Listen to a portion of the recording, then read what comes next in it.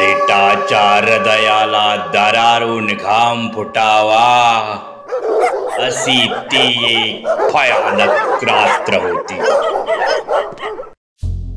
ही story ऐकल्यावर या जगात भूत आहे का नाही हे तुम्हाला कुणाला विचारायची गरज वाटणार नाही. रात्रीचे 11 वाजलेत आणि मी माझ्या एका छोट्याशा रूममध्ये बसलोय. काही दिवसापूर्वी शेजारची मुलं क्रिकेट खेळताना लागलेल्या बॉलनं माझ्या रूमच्या खिडकीची काच फुटून एक तुकडा निघालाय आणि त्यातून बाहेरच्या गडद अंधाराची जाणीव होते. माझ्या रूमची लाईट बंद आहे.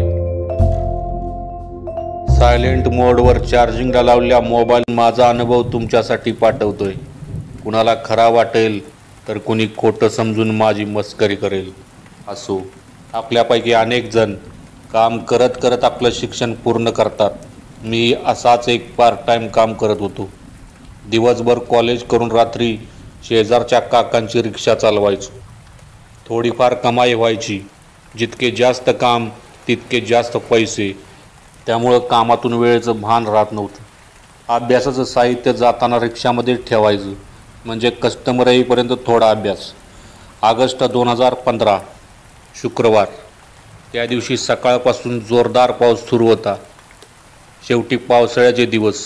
माझा नेहमीसारखा सायकलवरून कॉलेजचा प्रवास सुरू झाला. धो पाऊस असा काही बरसत होता जणू पावसाळ्याचा सगळा स्टॉक आजच पूर्ण करणार आहे. आणि भरीत भर म्हणून त्या 4 वेळा सायकलची चैन पडली. पोचायला चांगलाच वेळ झाला. वर्गात यायची परवानगी मागितली तसं सरांनी माझ्यासमोर हात जोडलं आणि एक वेगळी स्माईल देत म्हणाले, फक्त 5 मिनिट शिल्लक आहेत. माझा तास संपेपर्यंत आपण बाहेरच उभं राहा ही नम्र विनंती. त्याचं बोलणं ऐकून खूप बेकार वाटलं, पण नाईलाज. सरांनी शालूतून जोडा हाणला होता. तास संपला आणि आत गेलो तर पुन्हा गर्लफ्रेंडबरोबर थोडा वाद झाला. कारण तिला कॉल करून रात्री 12 वाजता बर्थडे विश केला नाही. कट्ट्यावर गेलो तर मित्रासोबत पण वाद. कारण शहरापासून 68 किलोमीटर अंतरावरचा भरकी धबधबा पाहायला जायचा बेत मीच ठरवला आणि आज नेमका मीच उशीर आलो. कदाचित यामुळे लहानपणापासूनच मला सर्व लोक विसरबोळा म्हणतात. माफी मागून काहीच उपयोग झाला नाही. कुत्र्याचं शेपूट वाकडी ती वाकडीच. जित्याची खोड मेल्याशिवाय जाणार नाही यासारख्या म्हणींचा वर्षाव झाला. तसा मी तिथून बाहेर पडलो. पाऊस होताच. आजचा दिवस खूप बेकार गेला, पण त्याहून वाईट पुढे नशिबात लिहून ठेवलेलं. घरी पोचलो आणि आज कोणाशी वाद घालायचा नाही हे निश्चित केलेलं. रात्र झाली म्हणजे ड्युटीची वेळ झालेली. त्यामुळे रूममध्ये जाऊन मोबाईल चार्जिंगला लावला आणि आईने तयार केलेले जेवणाचं ताट संपून काकांची वाट पाहत घरीच थांबलो. 11 वाजून गेलेले. त्या दिवशी त्यांना यायला थोडा वेळ झाला होता. मी पण फ्रेश झालो आणि रूमच्या लाईट्स बंद करून त्यांच्या घरी गेलो. रिक्षाची किल्ली माझ्या हाती देत ते म्हणाले, संजू, आज पाऊस जास्तच पडतोय, सांभाळून जा. हो काका म्हणत रिक्षा घेऊन मी आमच्या नेहमीच्या स्टॉपवर गेलो. पाऊस म्हणजे भरलेली बादली वरून एकसारखी ओतावी तसा बरसत होता. आज लोकांची वर्दळ कमी होती. 11:30 ते 11:45 वाजले असतील. खांबावरील दिव्यांच्या प्रकाशात आकाशातून कोसळणाऱ्या पावसाच्या सरी आणखीनच रौद्र दिसत होत्या. दिवसभर झालेल्या घटनांनी अभ्यासाचा अजिबात मूड नव्हता. म्हणून बारीक आवाजात किशोर कुमार साहेबांची गाणी ऐकू लागलो. तोच रस्त्याच्या दुसऱ्या बाजूला एका बंद दुकानाच्या पायरीवर आडोशाला उभा एक माणूस मला हात करून बोलवताना दिसला. मी रिक्षा सुरू करून त्याच्या जवळ गेलो. 50शीतला तो इसम छानसा पांढरा शर्ट, तशीच पॅन्ट, हातात छत्री. मी जवळ जाता डोळ्यावरील चष्मा नीट करत झटकन रिक्षात बसत म्हणाला, MIDC फाटा. मी त्याला घेऊन त्यानं सांगितलेल्या ठिकाणाकडे निघालो. मी रिक्षाच्या आतल्या काचेवरलं पाणी कापडानं स्वच्छ करत म्हणालो, दिवसभर पावसानं पार वाट लावली आहे. आजच्या पावसाने पंचगंगा नदीला महापूर येणार असं वाटतंय. त्यानं फक्त हा एवढंच मोजकर उत्तर दिलं. काचेतून त्याच्याकडे पाहत मनात म्हणालो, चायला काय बोरिंग माणूस भेटला. आणि किशोर कुमार साहेबांचा आवाज वाढवून शांतपणे रिक्षा चालवू लागलो. काही वेळाने माझ्या लक्षात आलं की तो माणूस आरशातून एकटक माझ्याकडे पाहतोय. मी पण समोरच्या आरशातून त्याच्याकडे पाहत स्माईल केली. पण चेहऱ्यावर कसलेच भाव न आणता तो तसाच पाहू लागला. शहर मागं पडलं आणि आम्ही कोल्हापूर शहराच्या पूर्वेकडील हायवेला लागलो. हायवेवरही आज वाहनं फारशी नव्हती. कदाचित पावसाचा परिणाम असावा. कधीतरी एखादा मालवाहू ट्रक भरधाव वेगानं निघून जायचा. वेगात फिरणाऱ्या टायर्समधून स्प्रेसारखा पाण्याचा फवारा तयार व्हायचा. कधी तशीच एखादी 4 चाकी आलिशान मोटर बाजूचा नारंगी इंडिकेटर चमकवत निघून जायची. पुलावरून पलीकडे गेलो तर रस्त्याच्या कडेला उताराला मोटरसायकल ढकलत जाणाऱ्या दोघांपैकी एकानं मला हात केला. आरशातून मागं पाहत मी हलकी स्माईल देत त्या पॅसेंजरला म्हणालो, ढकलत चाललेत, पंक्चर झाले असणार. असल्या पावसात एवढ्या रात्री गाडी ढकलणं म्हणजे लय बेकार अनुभव. माझ्या बोलण्यावर त्यानं काहीच प्रतिक्रिया दिली नाही. तो तसाच तिरक्या नजरेने माझ्याकडे पाहत होता, जसा कधी माणूस पाहिलाच नाही त्याने. मी पुढं जात हात करणाऱ्याजवळ रिक्षा थांबवली तर माझेच मित्र निघाले. काय रे विन्या, काय झालं? मी माझी मान रिक्षातून किंचितशी बाहेर काढत विचारलं. तसा तो एकदम खुश झाला आणि म्हणाला, खरंच रे, देवासारखा आलास. फिल्मचा शेवटचा 9 ते 12चा शो बघून येत होतो रे. पुलावर आलो आणि नेमके पेट्रोल संपलं. त्याचं बोलणं ऐकून मी म्हणालो, तुमची तर कायमची बोंब. थांब, गाडीतलं थोडं पेट्रोल देतो. तसा तो म्हणाला, अरे तुझा मोबाईल कुठं आहे? तुला विचारायला तुझ्या गर्लफ्रेंडचे 50 फोन येऊन गेलेत आम्हाला. त्या बर्थडे आहे ना, तिचा फोन का उचलला नाहीस? त्याचं बोलणं ऐकून डोकंच फिरलं. उद्या कॉलेजला गेल्यावर काही खरं नाही माझं. मोबाईल घरी विसरला होता आणि तोही सायलेंटवर होता. मी काही बोलायच्या आत तो पुन्हा विचारू लागला, एकटाच कुठं जात आहेस? इकडं कुणाला आणाय निघालायस काय? त्याचं बोलणं ऐकताच मी मागं पाहत म्हणालो, एकटा कुठं, पॅसेंजर आहे ना मागं. पण मागं कोणच नव्हतं. झटकन खाली उतरलो. आजूबाजूला पाहिलं पण तो माणूस कुठंच दिसत नव्हता. मला आता भयंकर राग आलेला. अरे, एक माणूस होता, त्याला घेऊन चाललो होतो. चायला इतक्यात पळून गेला. तुम्ही गाडी ढकलत आहे हे मी त्या पॅसेंजरला सांगत होतो.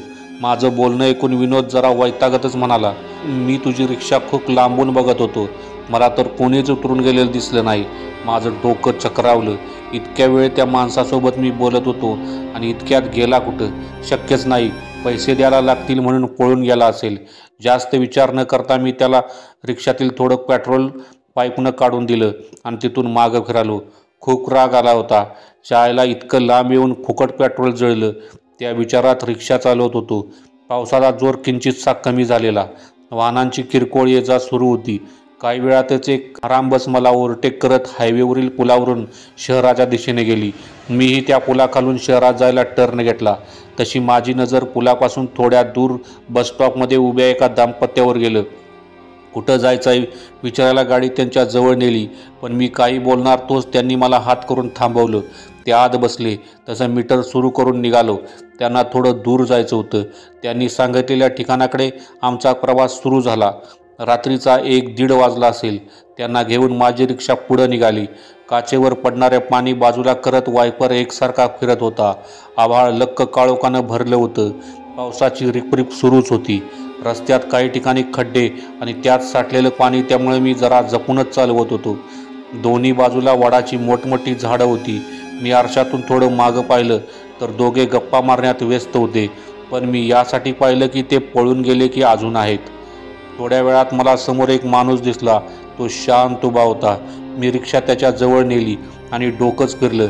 मी त्याला ओळखलं. त्याच्याकडे पाहत म्हणालो, काका, पैसे न देता मागाशी रिक्षातून पळून का गेलात? चला पैसे काढा. रिक्षात बसलेले दाम्पत्य थोडं घाबरलं. पण मी घडलेली हकीकत सांगितली तसे ते दोघे माणसाला पैसे देण्यासाठी बोलू लागले. हो काका, माणूस बघितला नाही का कधी? खूप झालं, चला पैसे काढा. माझं बोलणं ऐकून त्याच्या चेहऱ्यावर काहीच भाव दिसत नव्हते. ते शांतपणे म्हणाले, पैसे हवेत का तुला? देतो. तसा त्यांनी आपला चष्मा काढून वरच्या खिशात ठेवला आणि म्हणाले, बाळ, थोड्याच अंतरावर माझं घर आहे. मला तिथं सोड, तुला पैसे देतो. त्यांचा केविलवाणा चेहरा पाहून मीही तयार झालो. पण मध्येच वरच्या आरशातून मागे पाहत ते सर्व असल्याची खात्री करू लागलो. तो पण काका तसाच एकटक मला पाहत होता. काही अंतर पुढे एक रुंद पूल लागला. पावसाचं पाणी पुलाखालून वेगानं वाहत होतं. त्यातच पावसाळी बेडकांचा कर्कश आवाज खूपच भयानक वातावरण तयार करत होता. इतक्यात त्या काकाने मला गाडी थांबवायला सांगितली. मी रिक्षातून मान डोकावली. आश्चर्यानं आजूबाजूला पाहिलं तर कुठंही घर वस्ती काहीच नव्हतं. दाट काळोख आणि भयान शांतता पसरली होती. मी त्याला म्हणालो, काका पुरेसे पैसे नसतील तर द्यायचे राहू द्यात, तुमच्या गावात नेऊन सोडतो. तोच मागे बसल्या बाई म्हणाल्या, काका तुमचे पैसे आम्ही देतो, पण अशा ठिकाणी इतक्या रात्री उतरू नका. पण त्यांनी काहीच ऐकलं नाही. शेवटी ते उतरले. चष्मा घालत त्यांनी खिशातून पाकिट काढले, पण पैसे काढताना त्यांच्या हातातून 10 रुपयाची एक नोट खाली पडली. ते खाली वाकणार तोच मी म्हणालो, थांबा काका मी उचलतो. मी खाली वाकून नोट घेणार तोच काळजात चर्र झालं. भीतीनं अक्षरशः घाम फुटला. जीव आता जातोय की काय अशी अवस्था झाली. कसलाच विचार न करता रिक्षा चालू केली आणि सुसाट निघालो. मागे बसलेलं दाम्पत्य मला आश्चर्याने म्हणालं, अहो अचानक काय झालं तुम्हाला? मागापासून पैसे द्या म्हणून त्याच्याशी भांडत होता आणि आता तसेच चाललात. निदान पैसे तरी घ्यायचे त्याचे. आरशातून त्याच्याकडे पाहत म्हणालो, तुम्हीच मागे त्या माणसाकडे बघू नका, इथून बाहेर पडूया मग सांगतो. माझं बोलणं ऐकताच दोघे म्हणाले, काय झालं? इतके का घाबरलाय तुम्ही? काही नाही, चेहऱ्यावरील भीती लपवत मी म्हणालो. त्या दोघांना माझं वागणं विचित्र वाटत होतं. एकमेकाकडे पाहत ते शांत बसून राहिले. मी आरशातून त्यांच्याकडे पाहत म्हणालो, भाऊ या रस्त्यावर काही ॲक्सिडेंट वगैरे झालेले आहेत का? माझं बोलणं मध्येच थांबवत त्या बाई म्हणाल्या, समोर कोणीतरी आहे. मी रिक्षाच्या लाईटच्या प्रकाशात समोर पाहिलं. काही समजाच्या आत त्या बाई पुन्हा म्हणाल्या, अहो हे काका मागच उतरले होते ना, मग ते इतक्या पुढं आले कसे? वायपरने काचेवरील पाणी बाजूला करत पाहिलं आणि काळजाचा ठोका चुकला. अंगावर सर्रकन काटा उभा राहिला. अंग थरथरत होतं. पण तसंच धाडस करत मी आरशात पाहत मागे बसल्या नवरा बायकोला म्हणालो, ताईसाहेब तुम्ही घाबरू नका. भाऊ तुम्ही त्यांचे डोळे बंद करून दाबून धरा आणि भाऊ तुम्ही पण तुमचे डोळे गच्च बंद करा. कोणीही त्याच्याकडे चुकून बघू नका. देवाचं नाव घ्या, आता तोच तारेल आपल्याला. म्हणत मी गाडीचा वेग वाढवला. मी त्या दोघांना धीर देत होतो, पण खरं तर मी आतून हादरलो होतो. रस्त्यावर तो माणूस उभा राहून हात करत होता. त्याला पाण्याचं धाडस होत नव्हतं, पण मन ऐकत नव्हतं. थोडं धाडस करून तिरक्या नजरेनं बघितलं. अचानक तो आपला रक्ताने बरबटला चेहरा अकराळ विक्राळ करत कणू लागला. खालचा जबडा तुटून लोंबत होता. त्याचं अंग चिरल्यासारखा जखमांनी भरलेलं. पांढरा शर्ट रक्ताने आणि चिखलाने पूर्ण भिजलेला. चष्म्याच्या काचा फुटून दोन्ही डोळ्यात घुसलेल्या. त्याची अवस्था पाहून वाटलं की 1-2 नव्हे तर कित्येक अवजड वाहनाखाली सापडून त्याच्या शरीराच्या चिंधड्या झाल्या असाव्यात. जोर जोरात कणत लंगडत चालत आपल्या रक्ताळलेल्या चेहऱ्यानं माझ्याकडे पाहत म्हणाला, थांब रे तुझे पैसे घे. हसत होता. त्याची भयानक अवस्था आणि त्याहून विद्रूप हास्य ऐकून मेंदूत झिंझिण्या आल्या. मागे बसल्या त्या बाई डोळे बंद असूनही थरथर घाबरून रडू लागल्या, पण काही विचार न करता रिक्षाचा वेग तसाच ठेवला. डाव्या बाजूच्या आरशातून मागे पाहिलं तर तो अजूनही आमच्या मागे येत होता. मागे बसलेले दोघेही पती पत्नी अक्षरशः हादरून गेले होते. आपल्या नवऱ्याला बिलगून त्या बाई रडत होत्या आणि थरथर कापतही होत्या. मी दोघांनाही सांगितलं की तुमचं गाव येईपर्यंत डोळं उघडू नका. माझ्याही काळजाचा थरकाप उडाला होता. काळजाचे ठोके मला स्पष्ट जाणवत होते.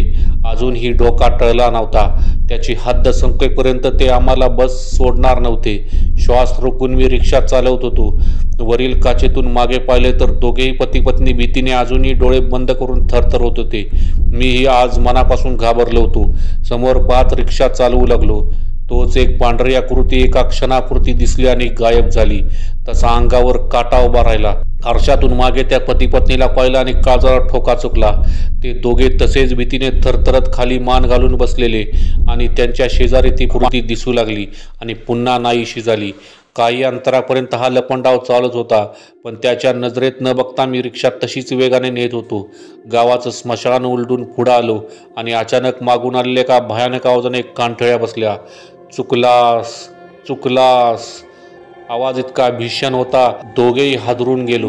मी बाजूच्या आरशात पाहिलं तर ती पांढरट आकृती तशीच उभी राहिली होती. समोरच्या आरशात पाहत त्या नवरा बायकोंना धीर दिला. ताईसाहेब आता घाबरायची गरज नाही, त्याची हद्द संपली. पण त्या इतक्या घाबरल्या होत्या की अजूनही डोळे उघडायला तयार नव्हत्या. डोळे गच्च मिटून ढसाढसा रडू लागल्या. त्यांचा नवरा म्हणाला, अगं गेला तो, 5-1 मिनिटात आपलं गाव येईल. गावातील खांबावरील लाईट दिसल्या तसा आम्ही सुटकेचा निश्वास टाकला. त्यांनी मला सांगितलं, अहो त्या ठिकाणी नेहमी अपघात घडतात. परवा एका अपघातात दोघे जागेवरच संपले. पण तुम्हाला कसं समजलं ते भूत आहे? आरशातून त्याच्याकडे पाहत मी म्हणालो, मला पैसे देताना त्याचे पैसे खाली पडले. ते द्यायला खाली वाकलो तसं लक्ष पायावर गेलं. त्याचे दोन्ही पाय रक्ताने भिजलेले आणि उलटे होते आणि म्हणूनच मी तिथून वेगात बाहेर पडलो. त्याच्याशी बोलता बोलता माझं लक्ष काही अंतरावरील एका डिजिटल बोर्डवर गेलं आणि खांबावरील लाईटच्या प्रकाशात तो स्वच्छ दिसत होता. आता मात्र डोकंच सुन्न झालं. भीतीने डोळे पांढरे झाले. अंगाचा थरकाप उडाला. पायाच्या नखापासून डोक्याच्या केसापर्यंत हादरून गेलो. ढोल वाजावा तसं काळी दान दान धडकत होतं. अंगातली सारी शक्ती एकवटून जोराने ओरडावं, किंचाळावं असं वाटत होतं. तोच मागून हळूच त्या बाईने आपले रक्ताने आणि चिखलाने माखलेले हात माझ्या खांद्यावर ठेवले आणि खसकन आपली नखे रुतवली. वेदनेने माझा जीव कळवळला.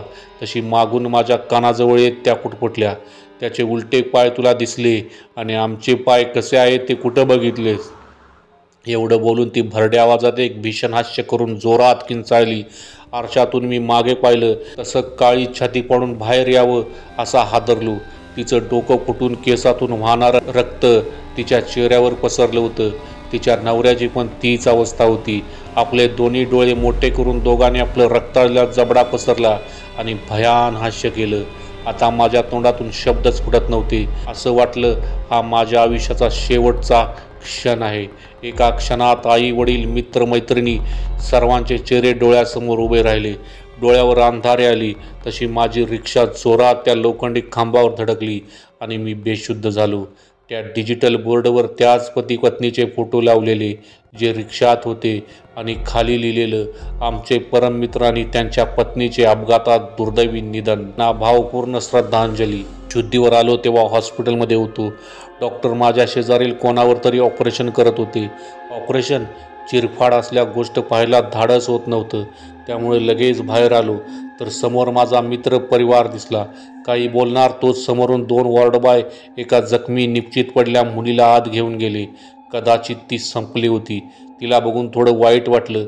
इतक्यात समोरून जखमांनी भरलेली अगदी तशीच मुलगी रागाने माझ्याकडे एकटक पाहत चालत येत होती.